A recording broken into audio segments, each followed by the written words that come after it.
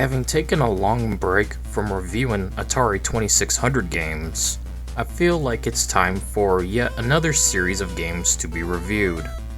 These are the 4 released Star Wars games: the arcade game, The Empire Strikes Back, aka Bird vs. Camel, The Return of the Jedi, Death Star Battle, and Jedi Arena. Hey, Star Wars, you got enough thes in there? Or are you just the-ing with me here? That's the joke. Anyways, today we'll be reviewing one of the 4, this one being not the very first Star Wars game, but possibly one of the best well-known ones, and is considered one of the greatest games of all time. Get on with it. Anyways, enough talk. Let's jump into Star Wars the arcade game and see if it's worth playing or not, shall we? Yes. Star Wars the arcade game was a classic arcade cabinet experience back in the day, which eventually got ported to other platforms. But we'll be looking at the Atari 2600 port today only. Welcome to the future of gaming. This is a port developed by Magic and Parker Brothers. Yes, the board game company that made other kinds of toys as well, helped bring Star Wars games to home consoles back in the 80s. What a different time that was.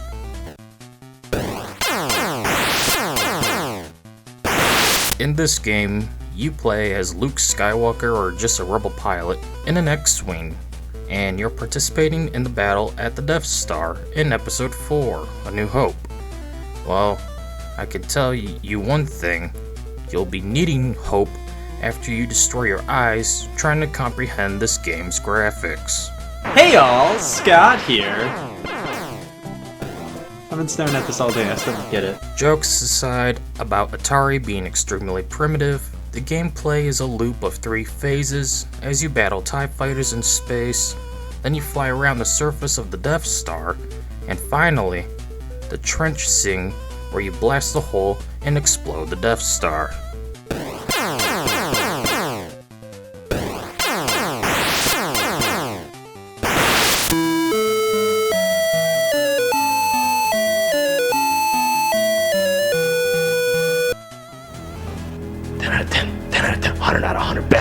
Best game. Now, onto the game's controls. Oh, my favorite. Thankfully, the game isn't that bad control-wise. I mean, it's frickin' Atari 2600. How can you fuck up the controls, right? Yeah, he's right. Well, the game does have a bit of a learning curve. Despite the primitive 2-button controller, you have to use down to move up and up to move down. What the fuck? Yeah, that ain't gonna fly. I get it. I don't get it. Plus, you don't move as fast as you need to, so if something is coming right at you, you will still get hit if you're not reacting fast enough. Then, the game can move your X-Wing. It's awful. This has led me to get destroyed many times on Phase 2 of the game, and of course, getting game over in the trench as with each repeat of the game. Everything becomes more and more difficult. So, once you go back to the trench again after the first time, get ready to deal with laser barriers.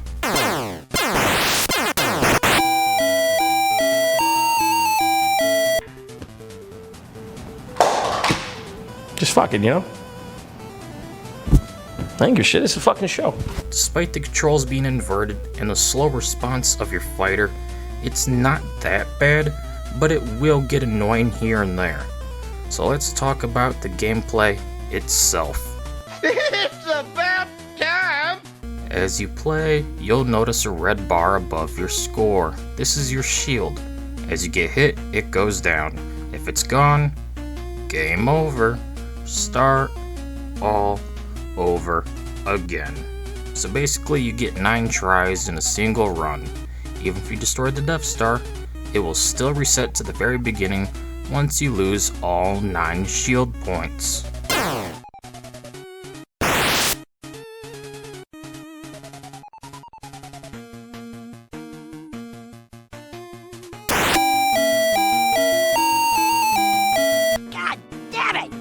There's 3 phases to the game, with Phase 1, or Level 1, or Section 1, or whatever you want to call it 1. You're just flying through space, blasting the TIE fighters.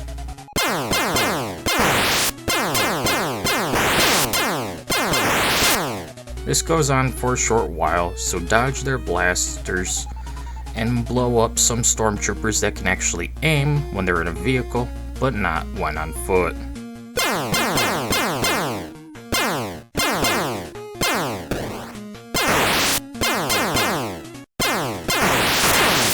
After about 30 seconds or so, you'll see the moon and move to Phase 2. That's no moon. It's a space station. In Phase 2, you're now flying on the surface of the Death Star. However, it's quite difficult to tell what you're looking at. Is it a car? Please, God, let it be a car. A truck? I don't know what it is! I mean, it's really a mess of tall pixels and circular pixels. If you get hit by any of them, you'll take damage. Even if you blast the tall pixels, it'll still hurt you. Even if you move out of the way, you'll still get hurt by the tall pixels. Like, what the fucking hell is even going on here?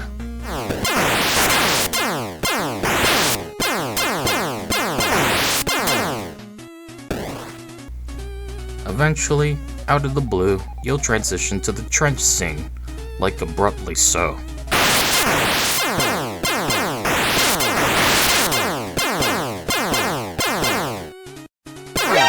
NANI? For Phase 3, you're now in the trench. I never did get past the second go-around, so I can't say if Darth Vader ever shows up. Weak. Instead, it's a very basic, boring run through the trench for the first run. Eventually, you'll come across the opening and need to react fast or take damage and redo the run till you either get it or die.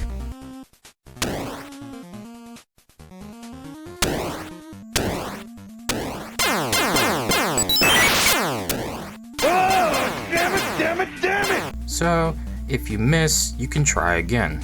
Just make sure you aim right for the hole and give it a good. I don't like where this is going.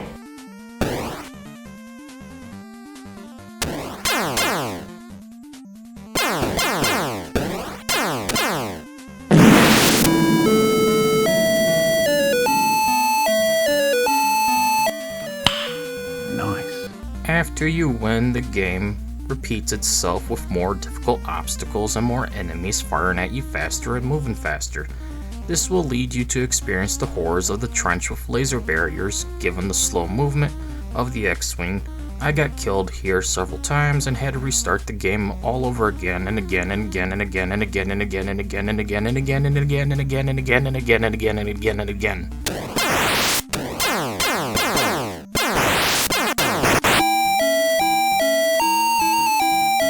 Shit the fuck! This is all the game is at the end of the day. You just keep replaying the same 3 phases over and over and over and over and over and over and over and over and over and over and over and over and over and over and over and over again. With ever-increasing difficulty, new threats, and more challenge till you die and start all over again or shut off the game. It's a fun game, don't get me wrong. I'm just pointing out how the game is designed is all. Okay. I do wish I was having as much fun as the commercial guy was, though. Star Wars. It's great in the arcade. Whoa! TIE fighters! Fireballs! Coming right at me! Watch the laser towers! Aim for the tops! Pick on the catwalks! Use the force! They're coming too fast! Which way? Which way? My shields are gone! Alright! I'm going in! He died as he lived, as a meth head hallucinating of a better game. Look, man, I don't do drugs. It does suck there's no multiplayer option. Even if you took turns once one player dies akin to Pac-Man or Super Mario Bros. That would have been a nice addition, but whatever. I enjoy single player more than multiplayer. It would have just been a nice option to add more value is all, right? Okay, quit nagging. At the end of the day, Star Wars the arcade game is an average game, well worth playing. What? Sure, the controls are a pain, but it doesn't really ruin the fun, and of course the graphics can be a migraine at times, but that's Atari for you. Overall, it's nothing great, but not the worst Star Wars game for Atari 2600. No, that will be later down the line. For now, this one will have to do, as I'm busy with other projects and personal stuff. Oh my god, who the hell cares? Eventually, I want to take a look at the Rogue Squadron games from back in the day, as I missed out on those. I only really ever cared for the Battlefront series as a kid and teenager, which in turn led me to miss out on tons of Star Wars games. So one day, I hope to cover even more, and eventually every Star Wars game in general. But for now, that's a pipe dream. I'm gonna grab some shut-eye. Maybe dream a new dream. Anyways, that's it for this video. See you all later. Oh, some game, huh? Some game!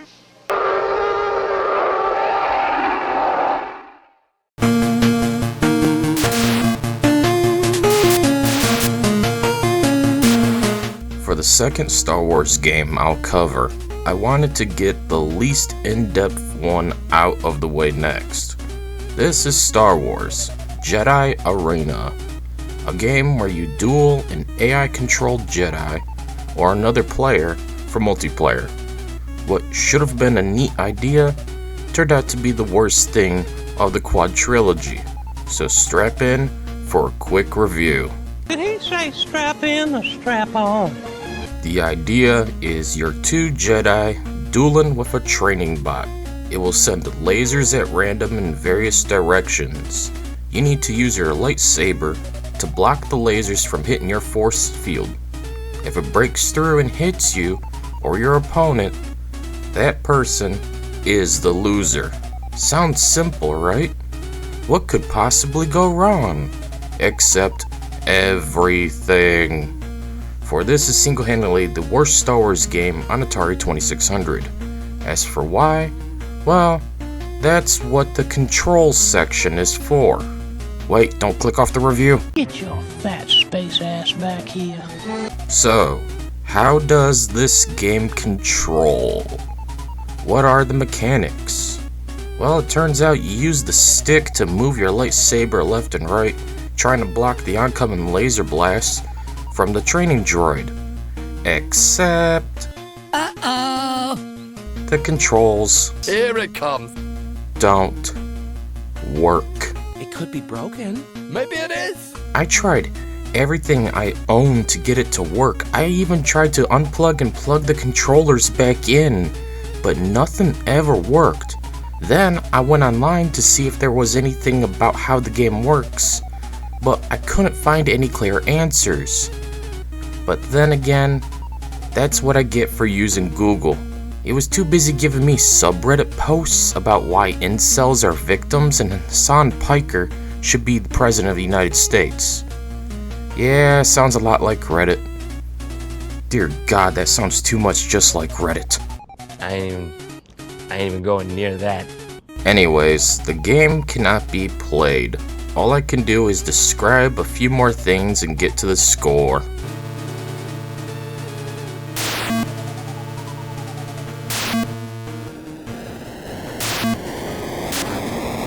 The ball moves left and right, spewing lasers at random. It can either go slow or spaz out like a Gen Alpha kid when their tablet battery dies. No more Cocomelon for the dum-dum.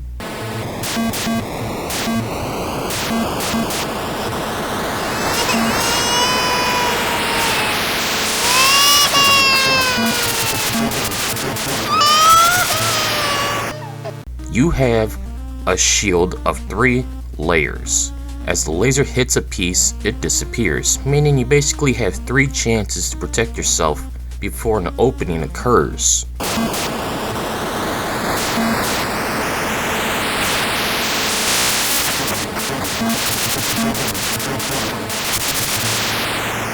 player 1 is always the blue guy, and player 2 or the CPU is always the red guy. After 3 hits, game over. Everything restarts.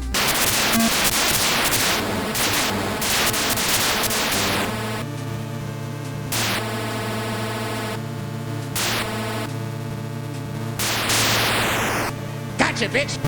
Honestly, I'd rather go play Bird vs. Camel or Return of the Jedi Death Star Battle. While those games have issues, they're still more fun.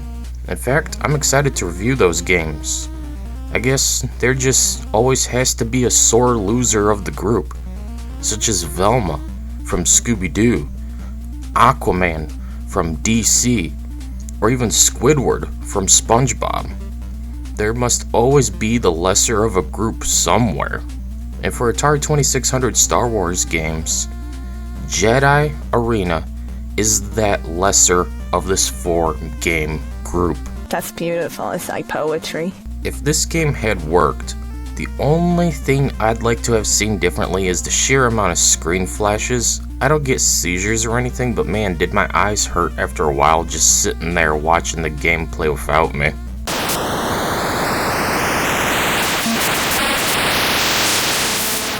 What are you smoking? At the end of the day, Star Wars Jedi Arena is the worst of the quad trilogy of games on Atari 2600. There's no redeemable factors, cause you know why? This controller is a piece of shit. What's the most important aspect about any fucking game? Well, being able to fucking play it. And what do you need to fucking play it? A fucking controller. So what do you do when the controller doesn't work? You're fucked. Had it worked, I'd still call this the weakest of all 4 games. There's nothing special about it. They should have just made a basic fighting game with lightsabers instead. I don't want to block laser blasts. I want to slice people in half like they're Darth Maul. Oh well, now that the worst one is done, I could focus more effort into the last 2 games, which will come in the future. Don't worry, I'm trying my best to keep a steady schedule. I hate it when I don't upload constantly. It feels like I'm being unproductive, a bum, an Asmongold. Suck a fucking dick, shut the fuck up. Anyways, that's it for this video. See you all later.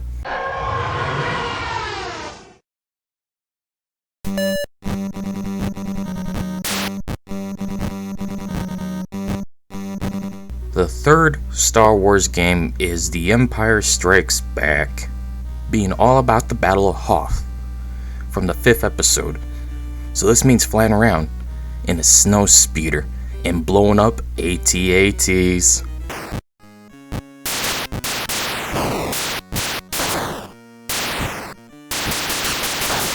The game is also called Bird vs. Camel, for those who even care. As for if The Empire Strikes Back is a game worth playing, especially after the horrors of Jedi Arena, well, let's dive into the review and find out, shall we? Shut up, shut up, shut up, shut up, shut up. So yeah, this is the Battle of Hoth from episode 5. You use a snow speeder and shoot up AT-ATs in a never-ending game with an occasional power-up that makes you invincible while playing the Star Wars tune. There's no variety, but it is multiplayer compatible as players take turn after one gets blown up. This is the entire game. There is nothing else to it. Guys, stop! You're giving me too many options. I'm only one man here. The game's controls are actually really good. The snow speeder will gain speed quite fast and will come to a halt without much issue either. I was having fun flying it around Hoth fighting camels.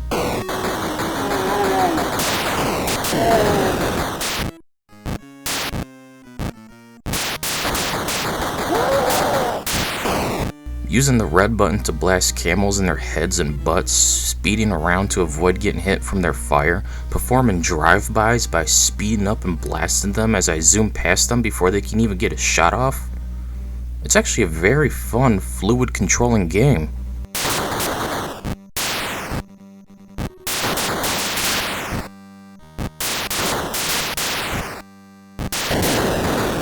Your goal is to just shoot at AT-ATs till they explode.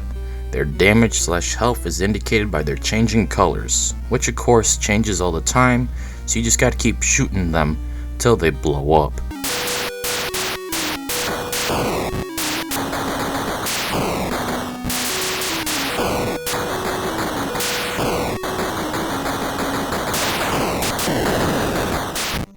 While it's difficult, you can shoot their laser blasts with your own, which is a neat addition to give you more ways to fight back. After you defeat an AT-AT, another will walk into the screen. You can see how many and where they are located below on the bar. There's no timer or game over outside of losing all your lives.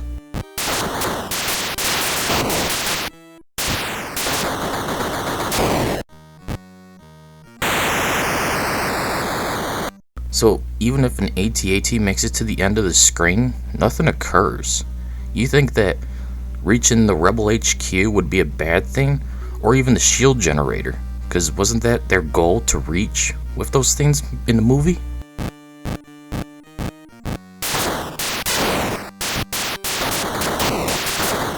Every now and then you will get a power-up that makes you change colors, plays the Star Wars theme, and makes you invincible to enemy fire, allowing you to have an easier chance at destroying everything for a short period of time.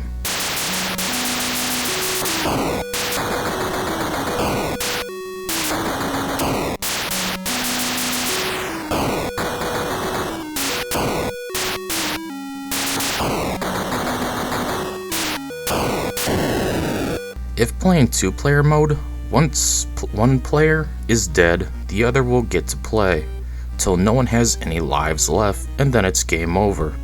I get it wouldn't work to have both players on screen at once, and I'd rather have something kind of multiplayer option, rather than nothing at all. It is I, a picky bitch. After a while I did get bored though, and had to stop playing. It's a fun game though, and easily second best with the arcade game in first, just because there's more variety in there. It could be worse. As for the other section, I have nothing to add in it. This game doesn't have much to work with, and is part of why I didn't want to review any more Atari 2600 games after the horror games back in, July and August?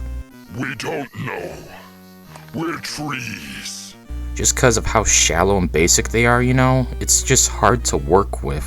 Even AVGN doesn't make many Atari 2600 game episodes because of that, unless they're usually part of a larger video like Indiana Jones and Star Wars episodes. So let's move on to the score already, and hopefully get the last game reviewed soon as well. Move along. Move along. Move along. At the end of the day, Star Wars The Empire Strikes Back is an average game well worth playing. At first, I hated it, but the more I played, it grew on me. Sure, there's not much to it, but at least we can tell what's going on, unlike the arcade game, and it works, unlike Jedi Arena. It does get old after a while, and my thumb did hurt, but the smoothness of your snow speeder and the power-up did add to the enjoyability factor. What a big word! I just wish there was an end game, but instead, from what I've experienced, this game just goes on forever. You'd think there would be an end, like you destroy all AT-ATs, then move on to a new level with more of them that have more health and stuff, but nah fam. You just blast those camels' buttholes over and over again. I'm talking about fucking buttholes, alright? Still, it's a good game well worth playing. I recommend 2 out of the 3 games so far I've played and reviewed. The arcade game and The Empire Strikes Back are good games that should be played by everyone. They don't deserve to be lost to time, or be shat on for various reasons. Instead, that fate belongs to Jedi Arena.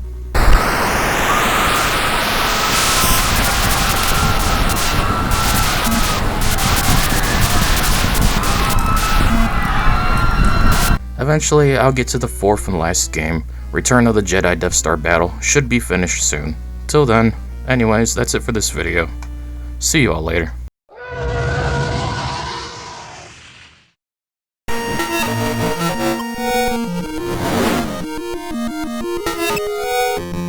The very last of this quad trilogy of Star Wars games for Atari 2600 It's finally time to review Star Wars: The Return of the Jedi Death Star Battle. Jeez, it sounds like a Japanese game by that long rear end of a title.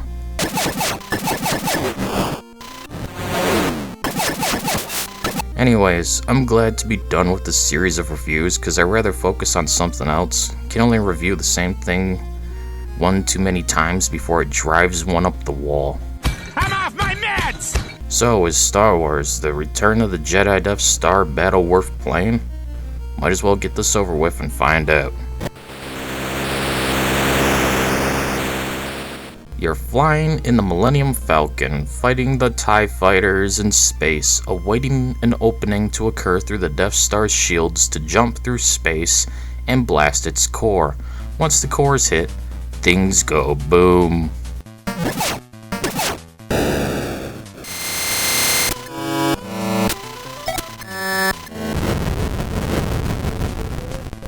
Afterwards, things repeat with ever-increasing difficulty, much like the arcade game, but with less migraine-inducing graphics. Oh, it's true. Controls are basic, which makes sense, this is Atari 2600 after all. We get it. As for how well the Millennium Falcon controls, well, it's a pain in the arse. It's a bit finicky and takes time to get used to. The thing speeds up so fast and turns on a dime, it feels like it's on ice, and less so in space. Plus, the annoying pixel-perfect placement to transition towards the Death Star and even hitting its core with your laser blast can lead to more irritation.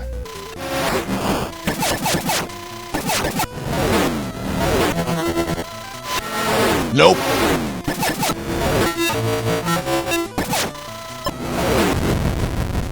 Ass!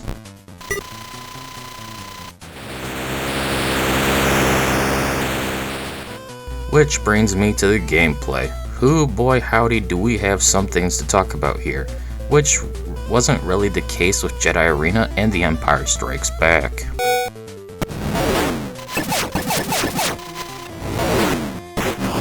So for the first phase of the game, you're just blasting TIE fighters for a while.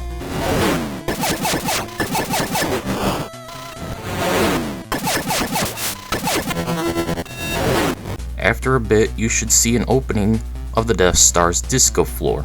Emperor Palpatine is truly evil as he's trying to resurrect Disco. Oh my god, no! But once you get through, you'll be treated to the classic trippy Atari screen.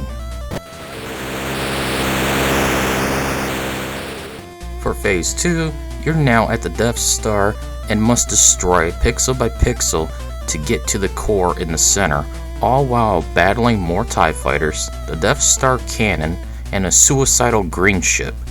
I haven't seen the original trilogy in God knows how long, so I'm not sure who this is supposed to be. Once you get the core, the Death Star will begin to implode. During this time, balls of fire will get flung all around the screen, and you will get hit eventually, which will cause the Death Star to abruptly explode, since it was originally building up to it till you got hit.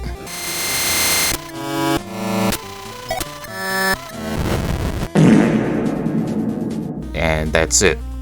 That is the entire game in a nutshell. There's nothing else to it.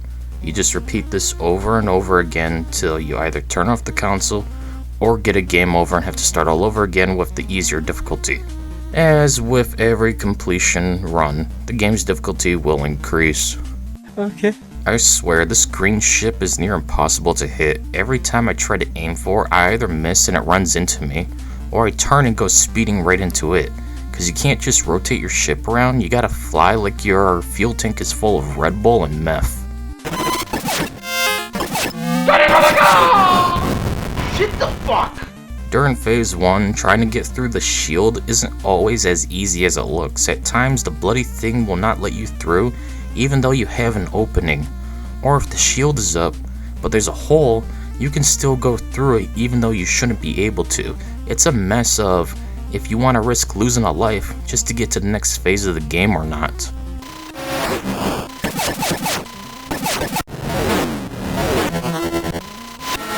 Nope.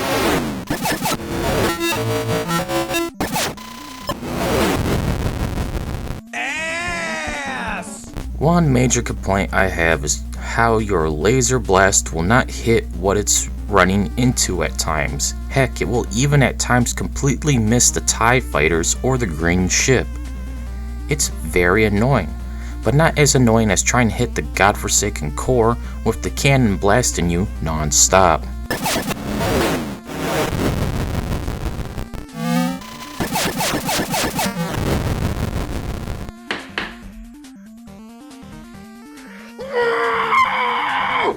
Which gets annoying as that bloody green ship keeps coming back just to crash into you like it's seeking 72 virgins or something. I ain't even going near that. If you want to know just how irritating this game can be, just watch this clip. It explains the pain and suffering quite well.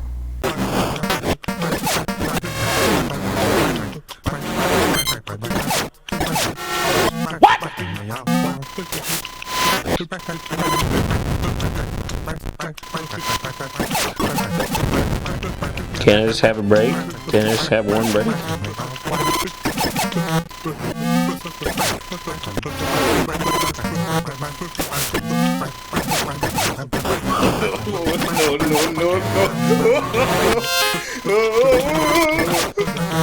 the fuck?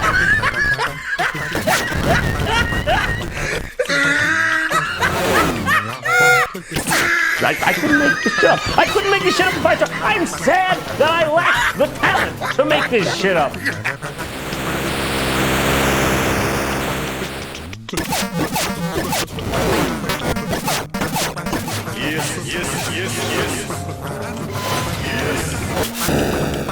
Yeah!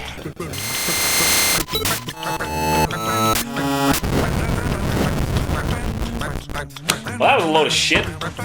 The last major issue is easily how your laser blast will reset. Every time you push the fire button, guess what happens? It resets your purple pixel laser blast. Yep, instead of firing off several lasers, you can only fire off a single one. This in turn makes it harder to really hit the core in time to avoid the Death Star's cannon blast.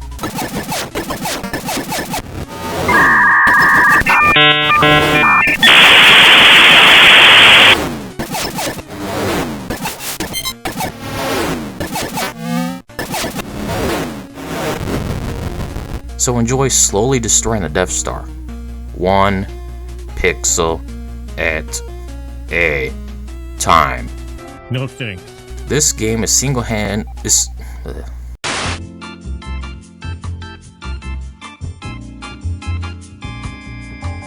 This game is single player only, sadly.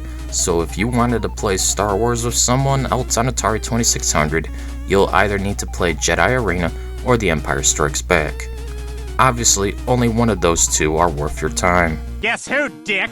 Well, that's it, folks. We're done with this journey. Let's wrap things up with the overall section and call it quits. We deserve a cold one for this. Hear, hear. At the end of the day, Star Wars: The Return of the Jedi Death Star Battle is an average game worth playing.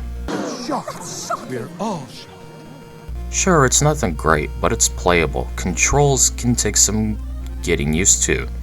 The laser blast being restarted every time you press the fire button leads to annoyance. Not to mention the pixel perfect placement of your shot to hit the Death Star core is a pain. But those pains are nothing that really hinder the game's entertainment factor. You could always do worse. Yeah, I'm talking to you, Jedi Arena, you fucking piece of shit.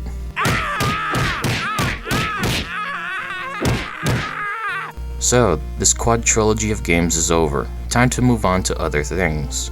Not sure what that will be yet, but in due time something will come to mind. It wasn't that painful of a journey unlike certain other ones were. I mean, these games weren't made by Acclaim or anything. They're not terrible wrestling games or anything either. Very true. Anyways, that's it for this video. See y'all later.